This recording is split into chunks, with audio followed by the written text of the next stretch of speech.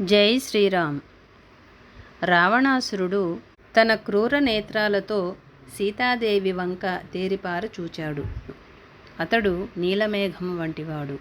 పెద్ద పెద్ద భుజాలు, బలిసిన మెడ, సింహం అంతటి బలవంతుడు. సింహం వలె నడుస్తాడు. అతడు కాంతిమంతుడు. కన్నులు, నాలుక జ్యోతుల వలె వెలుగుతూ ఉంటాయి. మంచి ఎత్తైనవాడు. అట్లా నడుస్తూ ఉంటే ఆ నడకకు శిరము మీద కిరీటము శోభాయమానంగా కదులుతూ ఉంటుంది.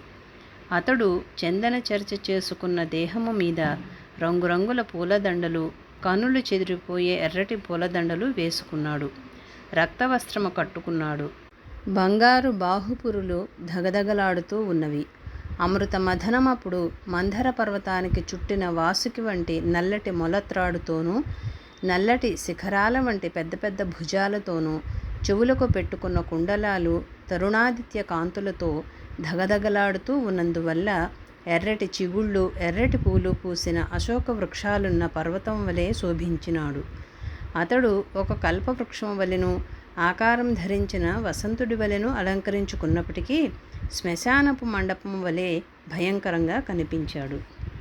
ఆ రావణాసురుడు కోపముతో కన్నులెర్రజేసి వైదేహిని చూస్తూ, పాము బుసలు కొట్టినట్లు నిట్టూర్పులు విడుస్తూ, ఓ సీత, వాడు దరిద్రుడు, దుర్మార్గుడు.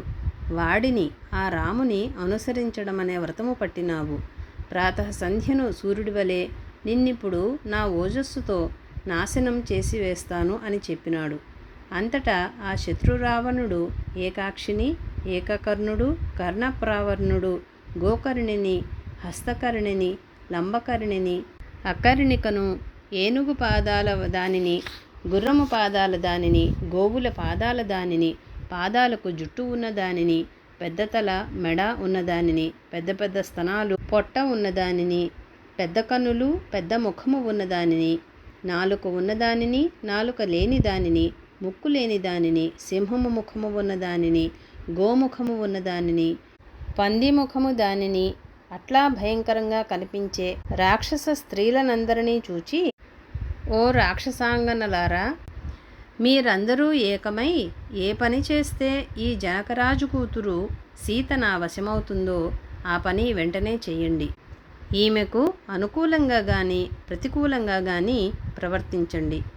సామదాన భేద దండోపాయాలు ప్రయోగించండి. మొత్తానికి అది నా మాట వినేటట్లు చేయండి అన్నాడు. ఈ వైదేహి నా వశమయ్యేట్లు మీరు చేయవలెను. కామము, క్రోధము పెనవేసుకుపోయి ఆ రావణాసురుడు సీతాదేవిని మాటిమాటికి బెదిరించసాగాడు. అప్పుడు ధ్యానమాలిని అనే రాక్షసాంగన రావణాసురుని కౌగలించుకుని, మహారాజా, నాతో క్రీడించు. ఈ సీత మానవ స్త్రీ, దేహము పాలిపోయి ఉంది. ఇది ఏడుస్తూ ఉంది. ఓ రాక్షసేశ్వర, ఇట్లా ఏడ్చేదానితో ఏమి అనుభవిస్తావు? మహాప్రభు, నీ భుజబలంతో ఆర్జించిన దివ్యము ఉత్తమోత్తమమైన భోగాలను అనుభవించటానికి బ్రహ్మదేవుడు ఈ సీతను సృష్టించలేదు. నిజము, కోరిక లేని దానిని కామించే వారికి దేహతాపము తప్ప మరే సుఖము ఉండదు. కోరుకుంటున్న దానిని కామించేవారు చెప్పనలవి కాని సంతోషాన్ని పొందుతారు అని చెప్పింది. ఆ మాటలకు ఆ బలవంతుడికి కోపము చల్లారిపోయింది. ఆ మేఘ సమానుడు రావణాసురుడు అప్పుడు నవ్వుతూ వెనుకకు మళ్ళినాడు. భూమి కంపించేలా అడుగులు వేస్తూ మధ్యాహ్న సూర్యుడి వలె తేజరిల్లే తన రాజభవనానికి పోయినాడు.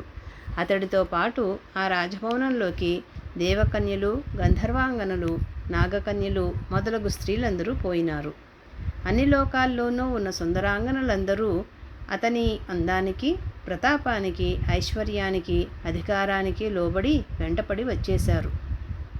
వాళ్ళంతా, మేమంతా ఉన్నాం కదా నీకు, ఆ ఏడ్చేదాన్నేం బాధిస్తావులే, దానితో నువ్వు ఏమి ఆనందించగలవు, మేమున్నాం కదా, పద పోదాం అంటారు. జై శ్రీరామ్.